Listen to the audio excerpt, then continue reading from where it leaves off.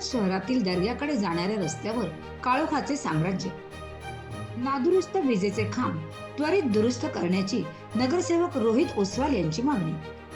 कर्जत नगर परिषद येथील शनी मंदिर येथून काही अंतरावर उल्हास नदी किनारी दर्गा उभारण्यात आलेला आहे. या मार्गावर मागील काळात नगर परिषदेने विद्युत खांब बसविले आहेत, परंतु मागील काही दिवसांपासून हे विद्युत खांब नादुरुस्त झाल्याने विजेचे दिवे बंद झाले आहेत. परिणामी सायंकाळ नंतर या रस्त्यावर काळोखाचे साम्राज्य पसरत असल्याने मुस्लिम बांधवांना दर्ग्याकडे जाताना असुरक्षित जाणवत आहे.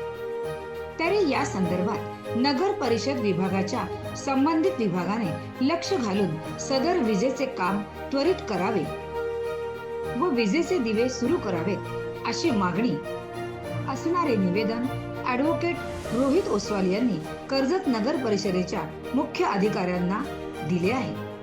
मुस्लिम बांधवांना मृत्यू झाल्यानंतर दफन करण्यासाठी उल्हास नदी किनारी फार वर्षापूर्वी कब्रस्तान बांधण्यात आले आहे.